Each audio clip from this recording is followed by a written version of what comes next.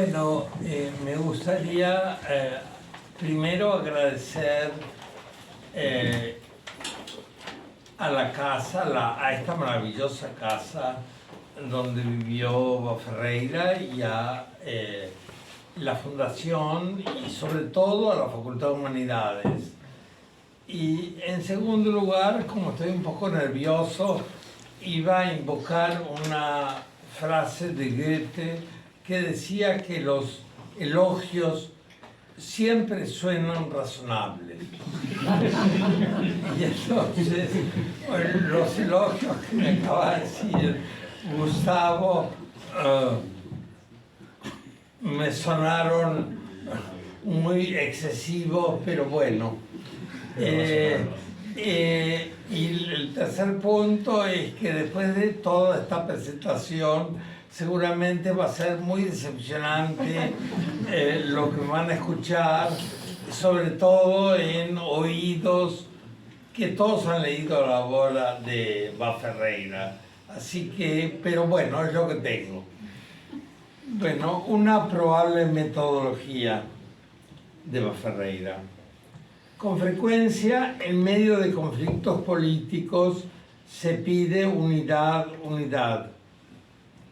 También se aprecia un pensamiento o un modo de actuar, atribuyéndoles consistencia, por ejemplo, coherencia con ciertos principios de pensamiento. En estos elogios se presupone que cuando se declara, por ejemplo, la cohesión de un pensamiento, estamos frente a un pensar serio, irreprochable, mediante el cual se sabe a dónde se quiere ir. Para proseguir pensando, se supone que no necesitamos de nada más que proseguir con más de lo mismo, pues se supone que con el conocimiento de ciertos principios se ha descubierto algo así como una máquina de pensar, o al menos un camino recto sin la menor desviación.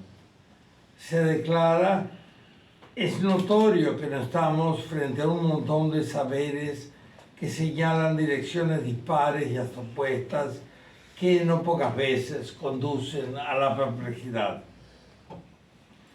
Sin embargo, la pregunta es, ¿solo se puede pensar en caminos rectos? ¿Acaso esas unidades de pensamiento son las únicas ayudas para pensar de manera responsable? Supongamos que a esa pregunta se responde con una negativa. Quienes así lo hagan, tal vez provocando irritación, se comprometen a defender una política del sentido que tiene que considerar varios usos, no solo legítimos, sino fecundos de la expresión ayudas para pensar. ¿En qué consistirían esos usos? Por lo pronto, conviene retener dos sentidos de la expresión ayudas para pensar. A menudo se considera que un pensamiento posee una importancia tal que merece considerarse como una regla que conviene aplicar en ocasiones muy variadas. En ese caso, podemos aplicar esa regla como una determinación precisa, fija y general, a usarse como un cuchillo afilado que sin más corta, esto es, sin titubeos, aplica la regla a un caso. De esta manera, sin la menor duda, se rige una situación por tal regla o uso rígido de una regla. No obstante, también podemos pensar en reglas que al aplicarlas de caso en caso hay que irlas concretizando, a menudo en medio de controversias que exigen matizaciones y algunas decisiones respecto del sentido de la regla en esa situación, o uso no rígido de una regla. De seguro hay reglas del primer tipo, reglas de uso rígido, Sospecho que también hay multitud de reglas y de pensamientos, incluso generales, del segundo tipo, es decir, usos no rígidos, que son de la mayor utilidad. Precisamente oscilar y a menudo tener que elegir entre usos rígidos y no rígidos de muchas reglas es un atributo de un pensar que no se rehúsa a explorar, que suele asumir con gusto diversos y hasta contradictorios estilos sin excluir la analogía y la metáfora. Estamos entonces frente a un pensar que no vive temiendo traspasar fronteras disciplinarias, un pensar que por eso podemos denominar nómada.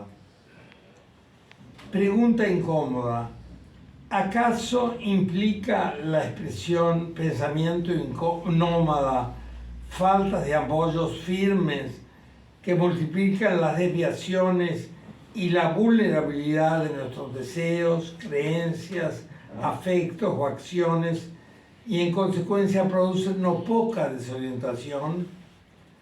¿Cómo respaldamos deseos, creencias, afectos o acciones solo con ayudas particulares, contingentes, con frecuencias débiles y provisorias?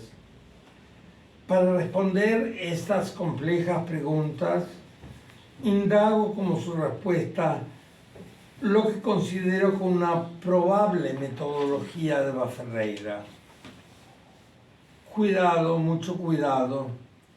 De seguro Baferreira no estaría nada contento con la expresión metodología de Baferreira.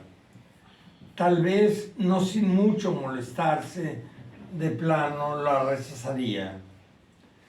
Pero imaginemos que con rapidez liberamos a la expresión metodología de su uso rígido.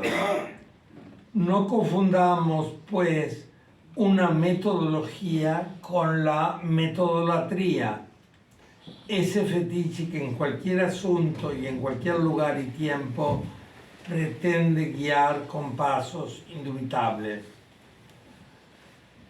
Al respecto, con razón previene Arturo Ardao que el modo de filosofar de Baferreira, lo cito, se haya configurado más que por un método propiamente dicho, por una actitud de espíritu y un estilo de expresión. Su actitud de espíritu es tal vez de sus legados el de aprovechamiento más universal en la incipiente cultura filosófica de América.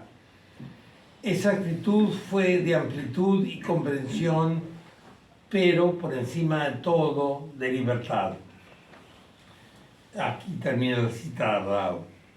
Considero pues probable que si nos liberamos de esa perversión epistémica, las metodolatrías, hay buenas razones para pensar que la política del sentido que anima la obra de Ferreira consiste en una libertad que no rechaza ayuda para pensar y proseguir pensando sin excluir a veces la ayuda de máquinas de pensar. ¿Pero a qué me refiero? Por ejemplo, en el capítulo de la lógica viva, pensar por sistemas y pensar por ideas para tener en cuenta, es una correcta y muy fecunda manera de hacer referencia e incluso de describir en pocas palabras un uso no rígido de la metodología, un uso de metodologías sin metodolatrías. Señala Ferreira, ustedes deben de conocer ya la cita de memoria, pero la voy a volver a leer. Hay dos maneras de hacer uso de una observación exacta o de una reflexión justa. El primero es sacar de ella consciente o inconscientemente un sistema destinado a aplicarse en todos los casos. El segundo, reservarla, anotarla consciente o inconscientemente también como algo que hay que tener en cuenta cuando se reflexiona en cada caso sobre los problemas reales y concretos. Final de la cita. Al presentar esa distinción, Ferreira opone la práctica de pensar por sistemas a la práctica de cultivar ayudas para pensar, de pensar por ideas para tener en cuenta. Pero atendamos un momento a la expresión sistema de pensamiento que merece el rechazo de Bass. Es habitual señalar que estamos frente a un sistema de pensamiento si tales pensamientos no pueden dividirse o restringirse en parte o siquiera alterarse mínimamente sin que se autodestruyan. Se trata pues de un conjunto estable de elementos coordinados. Ambos atributos, estabilidad y coordinación, permiten a los adeptos al sistema pensar y actuar como un todo coherente. En la teoría, esos todos se caracterizan por los ismos que ya conocemos, ismos ontológicos, metafísicos, epistémicos, legales, políticos. Notoriamente, la estructura básica de esos ismos, que son los materialismos, los idealismos, los realismos, los antirrealismos, los escepticismos, pero también los platonismos, los aristotelismos, debe permanecer estática si no se quiere desvirtuar su núcleo o uso rígido de la expresión sistema de pensamiento. Sin embargo, con pensamiento nómada, Ferreira corrige la falsa oposición que él mismo ha sucumbido en el comienzo del capítulo, al contraponer cualquier modo de pensar por sistemas a pensar por ideas para tener en cuenta. No se pase por alto. Reconocer alternativas, relativizar oposiciones y constantemente autocorregirse son atributos del pensar nómada, de un pensar que no se rehúsa a proseguirse examinando y así no pocas veces rectificando.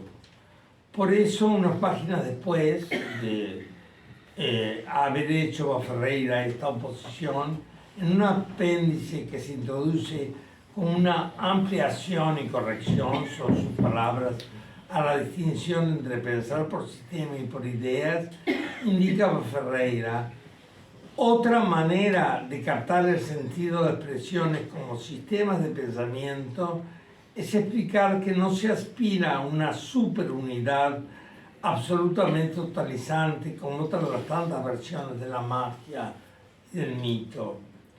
No se procura, pues, una metaunidad dada de una vez y para siempre. Por el contrario, se piensa en una pluralidad de unidades o pluralidad de sistemas, entre otras construcciones. O uso, lo que llamaré no rígido, la expresión sistema de pensamiento. Señala Ferreira: pensar por sistema es malo en los casos en que no se debe pensar así. Hay casos en que pensar por sistema es legítimo y conveniente, y sin refinar demasiado, los casos más comunes, por ejemplo, de las matemáticas o de la mecánica, se aplica una regla encontrada y establecida de antemano, y esta es precisamente la característica de pensar por sistemas o de aplicar en los casos particulares que se va presentando una regla de conducta general ya de antemano establecida. Hemos visto entonces que el mismo Ferreira elimina la oposición entre pensar por sistemas y pensar por ideas para tener en cuenta, pero de seguro se atacará de inmediato la frase de él: es malo en los casos en que no se debe pensar así, pues se dirá: esta es una expresión vacía, pues sin urgentes informaciones suplementarias, tal expresión indica es malo en los casos que es malo. ¿Acaso tales simulaciones necesariamente conduce a pensar sin herramientas precisas, fijas y generales, sean estas reglas o sistemas de este tipo? De ningún modo. La expresión es malo en los casos en que no se debe pensar así. En Baferreira puede interpretarse de otro modo. Retomando una antigua expresión ajena a Baferreira, es posible reconstruir las palabras como implícitamente señalando es malo en los casos que así lo indique la capacidad de juicio. ¿A qué se refiere con tal capacidad? ¿A qué nos referimos con tal capacidad? Con las palabras capacidad de juicio, como todos ustedes saben, estoy aludiendo a las Frones de Aristóteles, no hacemos referencia a una sola y omnipotente facultad, la razón. Por el contrario, estamos frente a una expresión que es el título para diversas prácticas que actualizan la potencia innata de la especie. Se trata de varias modalidades de apoyo de algunos actos de habla, como razones o argumentos, en otros actos de habla, en otras razones y argumentos, prácticas de evaluar y justificar características de esos animales con uso de lenguaje y conciencia que somos los humanos. Es útil articular esa potencia y reconstruir sus capacidades como generadas por uno, la capacidad de saber qué o capacidad cognitiva, dos, las diferentes dimensiones de la capacidad de saber cómo o sabiduría práctica o capacidad de ponderar intuiciones y descripciones de situaciones y de no pocas veces razonar y argumentar, o capacidad de juicio, la capacidad de poder actuar, de hacer esto o aquello, o capacidad ejecutiva. Estas capacidades, cuando se complementan, hacen que a los animales humanos les sea posible solucionar o disolver o negociar o regular no pocas dificultades y respaldar lo que hacen. También a menudo se procura explorar presupuestos, consecuencias y alternativas de las dificultades planteadas. Por supuesto, si se llevan a cabo estas tareas, se lo hace con una razón que se escribe con minúscula, con una razón que no pocas veces es menesterosa y se arriesga a introducirse en nuevas posibilidades. Son diversas e inesperadas posibilidades que se desatienden y hasta se eliminan cuando se considera que se está en posesión de el sistema o de la regla, en el uso rígido, claro, de estas expresiones, que, según Baferreira, resolvería todas las cuestiones, sin huecos, sin tener que investigar ramificaciones y confrontar dificultades. Ya podemos postular, pues, una primera calificación que describe y norma la probable metodología de Baferreira. Se trata de una metodología de la capacidad de juicio, o, si se prefiere, si no se quiere usar esta expresión, de una metodología que sabe ponderar los conflictos entre nuestros saberes y nuestras intuiciones.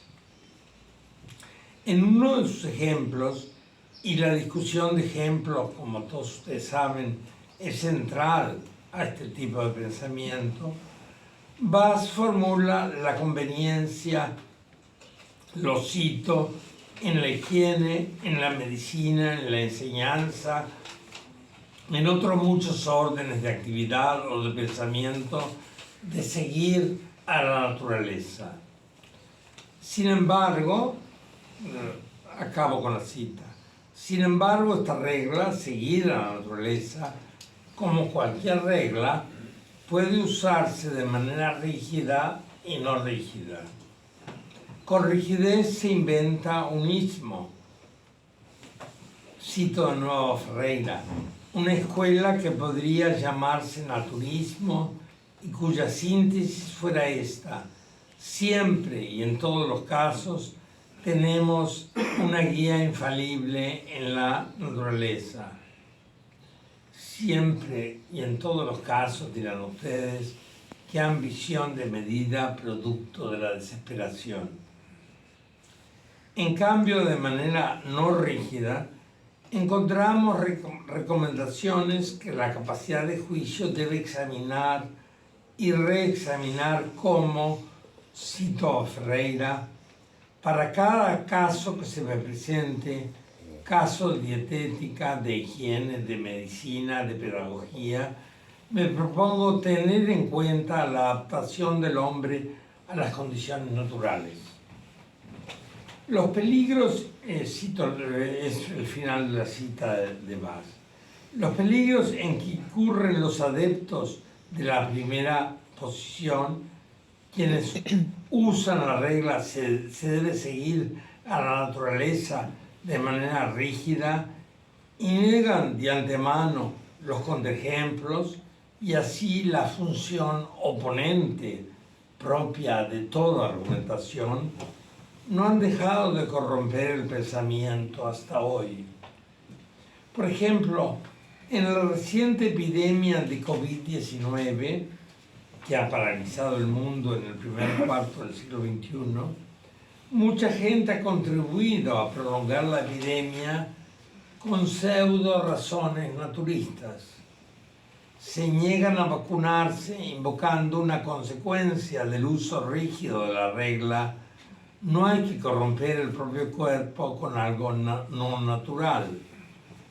Como si en la civilización científico-técnica en que habitamos no tuviésemos que, sin pausa, interactuar entre procesos naturales y no naturales como parte de un continuo de la naturaleza y las tecnologías, en donde no se sabe a menudo cuándo terminan una y cuándo acaban las otras. Se olvida de este modo, o se reprime, que los animales humanos pertenecemos ya a la especie de los cyborgs, especie propia de los organismos cibernéticos que constantemente mezcla naturaleza con historia, con artificios, con técnicas. Por eso no hay que insistir en la forma general de esta patología del pensamiento que suele producir muchas de las demás patologías. La persistente tendencia a no aceptar a lo largo de una argumentación ninguna presencia, ni siquiera mínimamente disruptiva, de contraejemplos de la función oponente. Hasta se cancelan las variaciones más débiles de esa función, a partir de una combinación de diversos sesgos que convergen para inmunizar una argumentación de la crítica. Solo se encadenan razones que no dejan de girar en torno a sí, con frecuencia arrastradas por una imaginación centrípeta. Son los vértigos argumentales. En el lenguaje cotidiano, con la palabra vértigo, aludimos a una atracción que se considera a la vez atroz e irresistible. La atención de una persona expresa de mecanismos que la arrastran. Por analogía, se puede pensar en vértigos en que sucumban algunas argumentaciones y que fantasiosamente las convierten en perpetuum mobile. En consecuencia, ciertos animales humanos discuten entre sí o con otros animales humanos del presente o del pasado, actualizando un dispositivo de repetición tal que todo nuevo argumento tiende a usarse para prolongar la discusión en una misma dirección, reafirmar los presupuestos básicos, inmunizarse frente a las críticas. Con razón, señalaba Ferreira, quien actúa a partir de lo que llamo vértigo simplificador, por ejemplo, deseísmo, el naturismo, Se ha condenado, lo cito a Bas, a pensar teniendo en cuenta una sola idea, que es la manera fatal de equivocarse en la gran mayoría de los casos. Se preguntará, ¿cómo debería actuar quien, eludiendo vértigos simplificadores y con capacidad de juicio, use de manera no rígida la regla "hay que seguir a la naturaleza"? Un ejemplo, entre otros, se trata, vuelvo a citar a Ferreira, de combatir la tendencia excesiva a la medicación artificial para pedir a cierta medicina una vuelta en términos prudentes a las condiciones naturales. Pero se deben dar varios pasos más en esta dirección. Por ejemplo, la regla "se debe seguir a la naturaleza" en los últimos tiempos ha convocado la urgencia de complementarla con la regla "hay que cuidar a la naturaleza". Ambas reglas implican una sustitución que compromete. Se trata de pasar de una ontología de la dominación que declara "somos dueños de la naturaleza es la esclava que se encuentra a nuestra disposición", a una ontología del cuidado que recuerda, como animales que somos un fragmento más de la naturaleza, ni más ni menos. Tratarla con esmero y dejarnos interpelar por ella es una de nuestras obligaciones. Supongamos que se aceptan ya algunas de las observaciones que se han introducido hasta el momento. No obstante, tal vez no haya dejado de ofender cierto desprecio en una de las afirmaciones iniciales de esta reflexión. Lo recuerdo, a menudo solo se aprecia un pensamiento, un modo de actuar, atribuyéndoles consistencias. Muchas gracias. Sí, me estoy ahogando.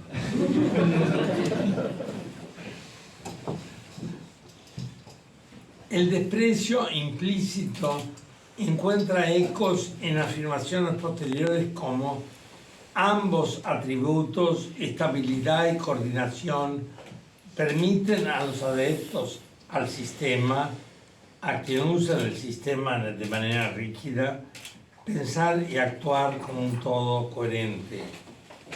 En afirmaciones como estas parece que se desprecia sin más, en lo que he estado hablando, parece que se desprecia sin más la coherencia como una virtud del pensamiento y de la acción. Ya sucumbimos entonces a un vértigo simplificador que conduce a esos ismos seductores, los irracionalismos.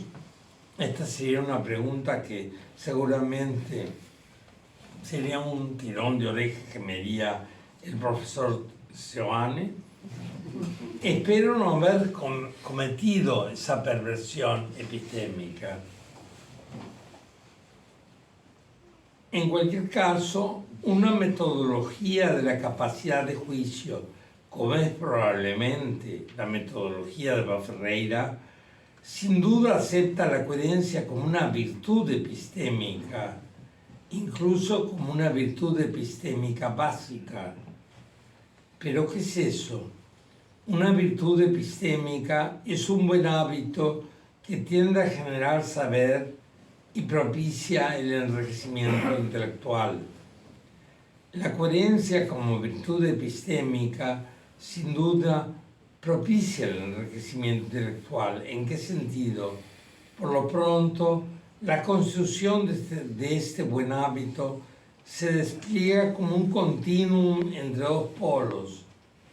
En un polo, un sentido de coherencia está dado por el uso lógico o matemático de la palabra coherencia, como cuando se habla de un teorema o de una teoría coherente. no hay contradicción ni oposición entre sus elementos. En el polo opuesto encontramos un sentido dado por el principio de la tolerancia analógica, por ejemplo, cuando se habla de coherencia histórica, de coherencia narrativa. Si no me equivoco, la coherencia en tanto virtud epistémica incluye ambos sentidos. No obstante, la coherencia no es la única virtud epistémica que regula las maneras de conocer, razonar y debatir. Entre muchos ejemplos de virtudes epistémicas, también encontramos la contrastabilidad empírica y, por ejemplo, el poder explicativo. Frente a virtudes epistémicas como estas y otras muchas, algunos han retomado la tesis clásica de la unidad de la virtud, al menos como ideal de las virtudes epistémicas. Prefiero defender la tesis del inevitable conflicto de las virtudes epistémicas entre sí, pero en este momento de la reflexión importa más subrayar un conflicto menos discutible: el conflicto entre las virtudes epistémicas y las virtudes prácticas. Por ejemplo, en la primera página del libro sobre feminismo, Ferreira comienza por señalar un conflicto entre las virtudes epistémicas y la virtud práctica de la eficacia social. Cito a Ferreira: cuando teorías, opiniones, discusiones tienen que ver con la práctica, especialmente en el orden social, el aspecto relativo a su lógica y a su pureza racional no es el único que debe considerarse. Teorías simplistas, unilateralizadas, defectuosas racionalmente, suelen tener, así predicadas, más valor de combate, por lo menos en cuanto a los efectos próximos. Es decir, aquí encontramos en Ferreira un ejemplo de contraponer o mostrar que puede haber conflictos entre las virtudes epistémicas y las virtudes prácticas. Otra pregunta incómoda que urge tratar: si se opera con el uso rígido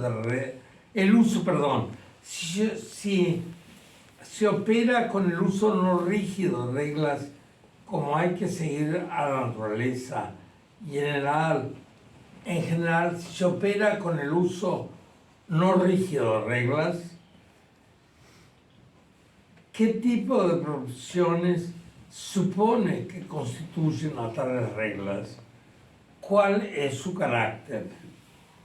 Además, ¿qué clase de modelo de pensar debe proponerse para hacerle justicia a tales tipos de profesiones?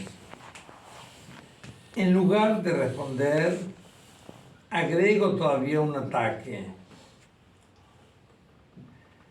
Quienes piensan con lógica viva y así con pensamiento nómada, piensan, dirán muchos que atacan esta manera de pensar, piensan de modo indeterminado, lo que implica, en sentido estricto, no piensan, desvarían y hasta alucinan, deliran. Sin embargo, este no es el caso. ¿Por qué? Quienes piensan con pensamiento nómada no piensan con proporciones indeterminadas, sino subdeterminadas. ¿Cuál es la diferencia entre proporciones indeterminadas y subdeterminadas? Supongamos que el grado 10 de determinación del sentido implica la determinación completa del sentido de una proposición. Por el contrario, supongamos que una proporción se encuentra subdeterminada si la determinación de su sentido va de los grados 1 a 9 y no alcanza nunca el grado 10. De esta manera disponemos de dos posibles tipos de proporciones.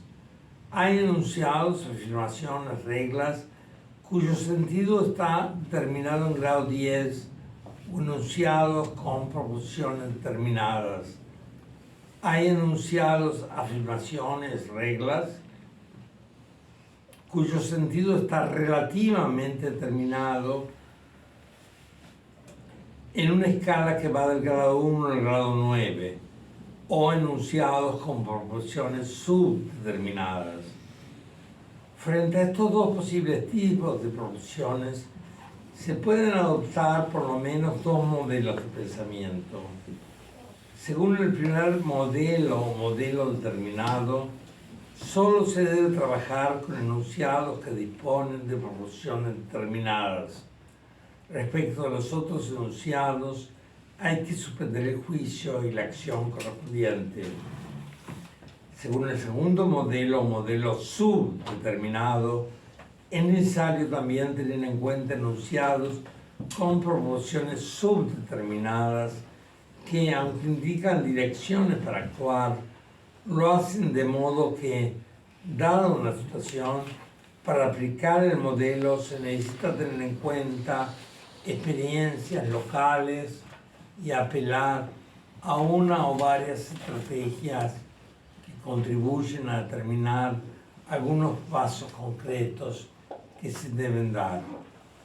Ya podemos postular entonces una segunda calificación posible que describe y norma la probable metodología de Baferreira. Se trata de una metodología que trabaja con modelos posibles, con modelos subdeterminados de pensamiento. Por eso es una metodología que remite, en último término, a ponderar nuestros saberes en relación con nuestras intuiciones. Y no importa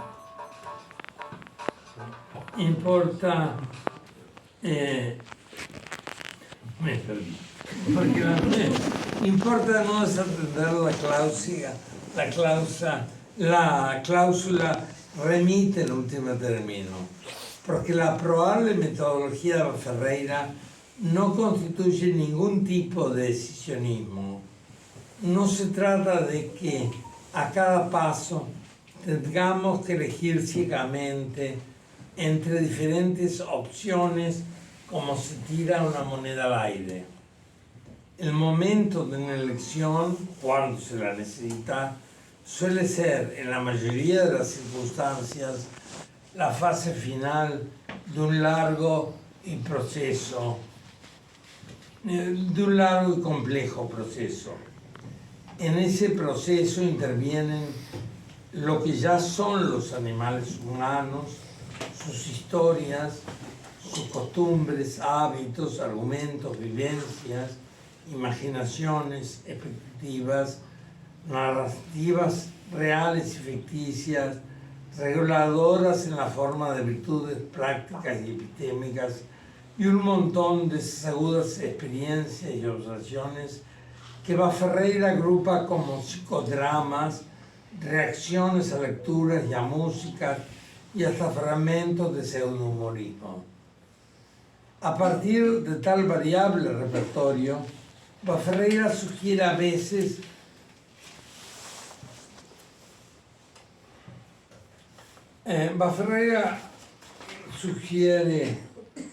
que esos materiales a veces se introyectan tanto y de esa manera se vuelven parte de lo que somos, que casi se naturalizan. Se convierten en algo así como fermentos o enzimas que directa o indirectamente influyen para proseguir pensando y realizando acciones. Precisamente en su libro Fermentario, Ferreira da como ejemplos algunos de esos dispares materiales que en diversas direcciones suelen servirnos como enzimas mentales para razonar y sentir mejor. Ya podemos entonces postular una tercera posible calificación que describe y norma la probable metodología de Ferreira. Se trata de una metodología que trabaja con materiales que operan como enzimas, como fermentos.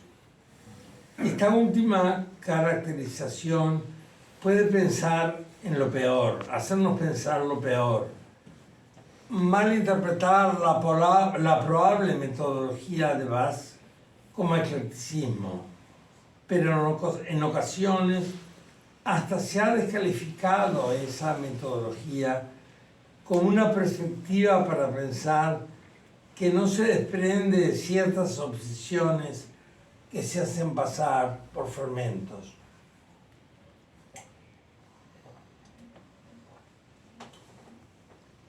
En ese caso, por desgracia, estaríamos ante un pensamiento no solo conservador o profundamente ecléctico, sino incluso con repliegues frívolos y sentimentales, como se lo ha descrito algunas veces. De esta manera, se convierte el pensar según ideas para tener en cuenta y según el uso no rígido de pensar por sistemas en mero revoltijo de materiales, conferencias elegantes que solo desorientan y acaban encerrando en lo mismo. Entonces, tal metodología mata el pensamiento porque no permite proseguir pensando. Atendamos cómo Bas responde a estas acusaciones. En contra del posible peligro, en su anotación sobre el eclecticismo, advierte Ferreira sobre la tendencia a producir confusiones suicidas. Lo cito: es interesante que la manera de pensar peor que existe se confunda tan fácilmente con la manera de pensar mejor. El verdadero pensamiento legítimo, que no tiene nada que ver con el eclecticismo, pero superficialmente se confunde con él, consiste en pensar directamente, de nuevo y siempre de la realidad, aunque aprovechando en lo que corresponda la experiencia de los aciertos y equivocaciones de lo ya pensado. La aclaración parece innecesaria, tan obvia. Sin embargo, no hay que desatenderla porque también puede ser leída como un ataque involuntario, y los ataques involuntarios son los peores, pero frontal y decisivo y hasta con saña, a mucho de lo que se piensa, se escribe y se publica en nuestras tierras, tan azotadas por vicios coloniales como el fervor sucursalero. Tal vicio, tanto epistémico como práctico, consiste en la ansiedad de exhibir una identidad de afiliado a alguna casa matriz del poder o del pensamiento del extranjero.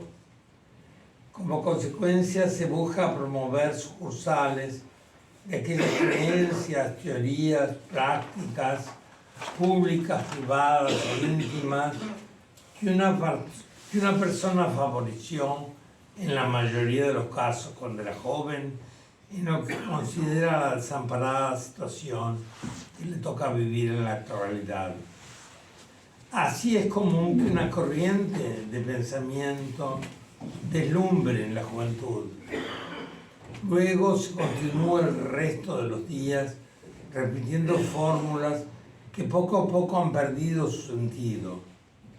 En contra de este fervor enviciado, no porque un menos dañino, En la observación contra el eclecticismo de Ferreira se recomienda dos pasos. Primer paso, pensar directamente de nuevo y siempre de la realidad en que nos encontramos. Segundo paso, el pensamiento verdadero, del pensamiento legítimo, y que por eso no sucumbe al vicio colonial del fervor sucursalero. Se trata de estar vigilantes para no sucumbir en un vicio opuesto que pretende hacerle frente y corregir a ese enviciado fervor, el igualmente vicio colonial del entusiasmo nacionalista. Hay que tener mucho cuidado, pues, de no librarse de un vicio sucumbiendo en otros. En efecto, a veces, al esforzarnos por no volvernos sucursaleros, se exhorta a no considerar más que ciertas observaciones de cercanía, a no mirar más hacia los muchos afueras y hacia los muchos pasados, y con arrogancia sobrevalorar lo nuestro y solo lo nuestro.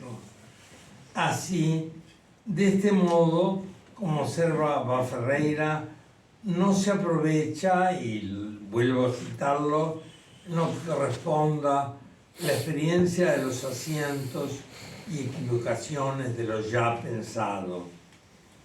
Sin embargo, ya se advirtió, a la metodología de Ferreira no solo se la ha atacado como ecléctica, sino también como conservadora. En ocasiones hasta se han malentendido su operar con enzimas mentales, con fermentos. Se considera este operar como obedeciendo la regla de las adicciones, siempre bueno, más de lo mismo y nada de lo otro.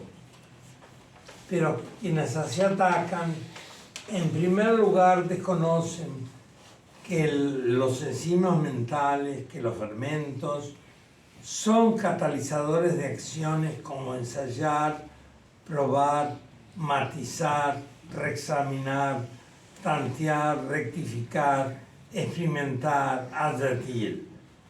Esos catalizadores a menudo se encuentran implícitos en nuestras experiencias, pero los desatendemos o reprimimos. En segundo lugar, también quienes así atacan se han honrado revisar con rigor en torno a algunas de las descripciones que proponen los fermentos propuestos por Ferreira y de los libros que podemos reconstruir o imaginar con algunos de sus productos. Por ejemplo, hacia 1930, en un catálogo del pseudohumanismo, Ferreira retiene la siguiente observación sobre el maltrato que se da a las mujeres. Cito a Bass, cito este catálogo del pseudohumanismo.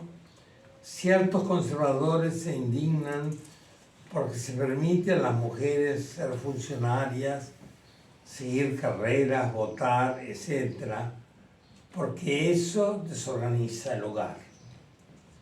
Nunca se los ve indignarse porque las mujeres sean sirvientas o costureras, a pesar de que eso desorganiza más todavía el hogar.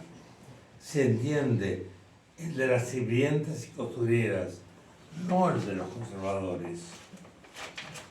Fermentos como este dan lugar a una serie de conferencias a partir de 1914 que se reúnen unos años después en el libro que ya cité sobre el feminismo. Tal vez valga la pena subrayarlo, se trata de uno de los primeros libros sistemáticos, otra vez del primer libro, no lo sé, que un filósofo de lengua española dedica a un conjunto de graves injusticias que no nos abandonan. Por otra parte, los fermentos específicamente políticos que encontramos a lo largo de la obra de Ferreira son varios y agudos. copio dos de sus epigramas, de sus psicogramas, perdón. El primero que retengo refuta a quienes lo han considerado incapaz de ejercer con radicalismo la crítica social y política. No sin humor, en este psicodrama se describen las circunstancias en que vivimos y que pese a sus terribles injusticias y frecuente barbarie, consideramos como la sobreentendida y civilizada normalidad que no merece ni siquiera el menor reexamen. Se podría titular a este psicodrama, yo lo titulo así, sobre la anormalidad normalizada.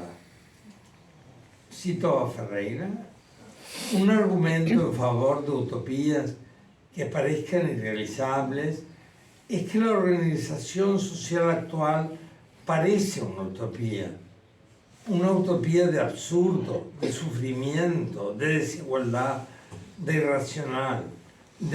irracionalidad, y tan inverosímil es, y sin embargo hasta eso ha podido realizarse.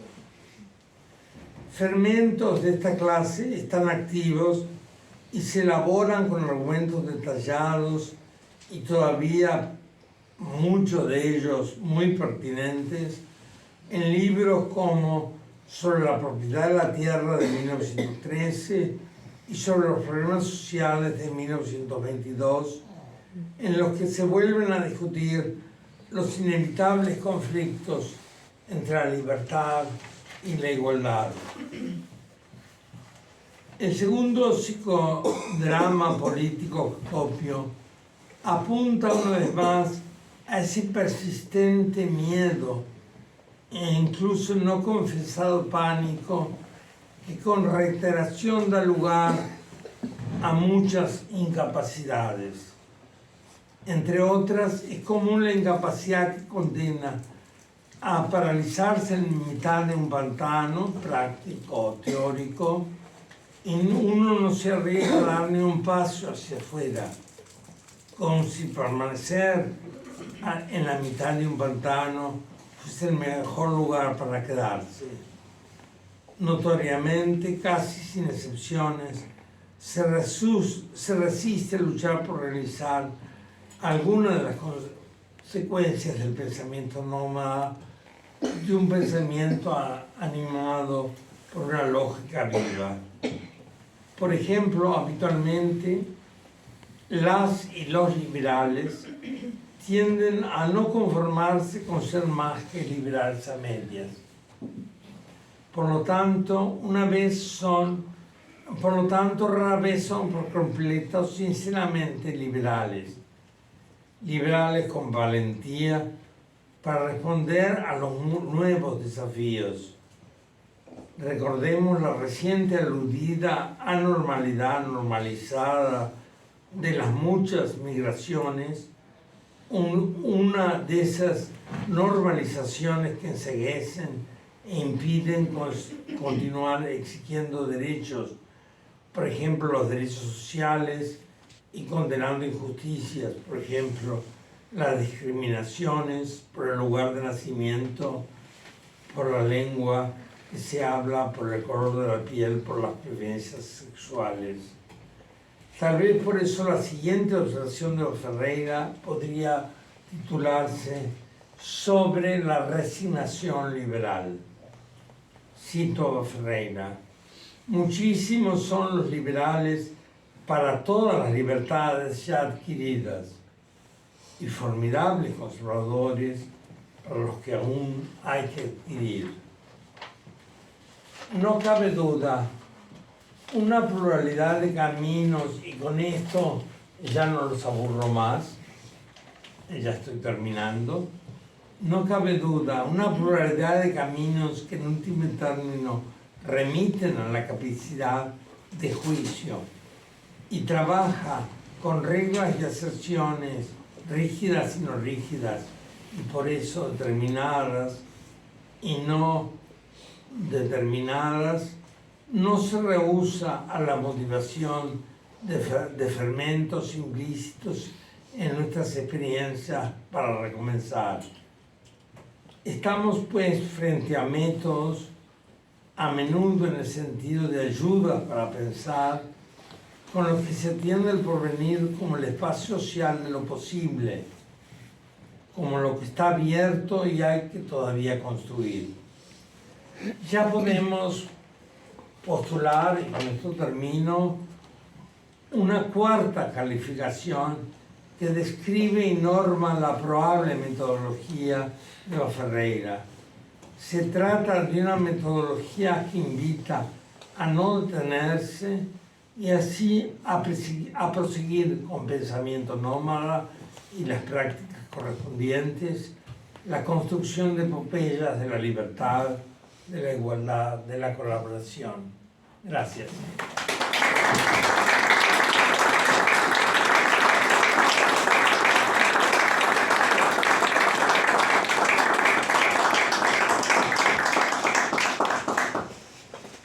Bueno, no sé si se usa aquí o ustedes piensan, si hay alguna pregunta, con gusto podría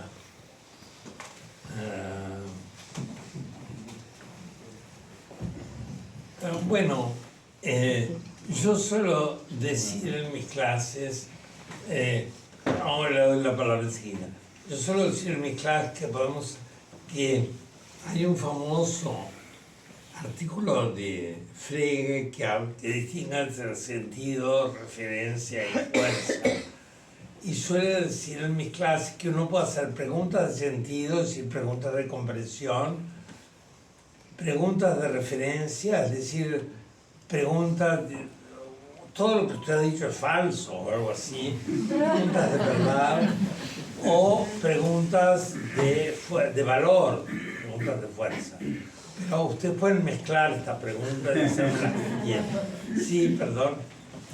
Tiene razón, no sé a qué clase de pregunta va a ser. Mi nombre es Alejandro Baroni. Muchas gracias por la amplitud de su conferencia. Pero me voy a referir a un punto específico que es, yo quería entender que él planteaba una especie de falsa oposición que luego Ferreira trata de resolver entre pensar por sistemas y por ideas para tener en cuenta. Brevemente, antes de la pregunta, a mí me llamó mucho la atención los premios Nobel, por ejemplo, en economía, que se dieron hace unos días, que son absolutamente ideas para tener en cuenta, para resolver las crisis, y que se aplicaron y se siguen aplicando en el día de hoy. El premio Nobel de Física, que premió el entrelazamiento de las partículas, que además está estancado, o sea, los sistemas de física interpretativos están estancados. Fíjese que los 3 premios Nobel son descubrimientos que se van atrás hasta los años 80, 90. También el conocimiento acerca de la neurociencia actual, que rompe todos los esquemas acerca de las zonas del cerebro. ¿No le parece que estos ejemplos no agotan, desde luego? Podría colocarse más. Para mí parece que se está inclinando el saber y la búsqueda de conocimiento hacia pensar por ideas para tener en cuenta. Sí. Es decir, una inclinación muy fuerte. ¿Le parece que puede ser así?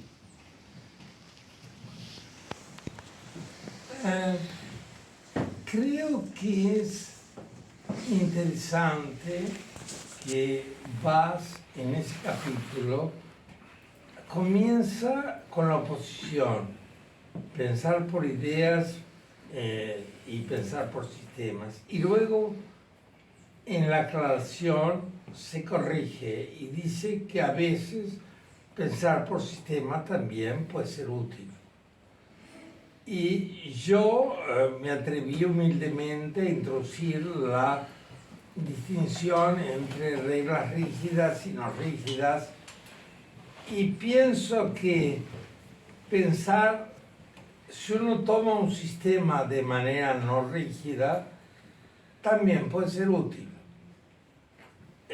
Y sospecho que muchos de los lógicos venerables que hay en esta sala me dirán que, bueno, a veces tenemos sistemas lógicos y que es útil pensar, tenerlos como sistemas.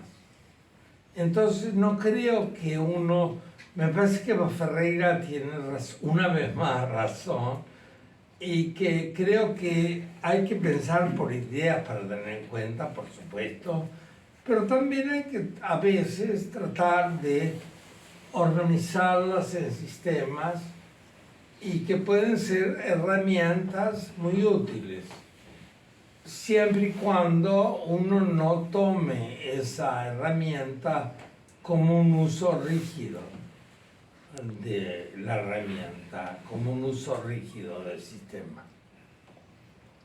No sé si... ¿Sí? Gracias.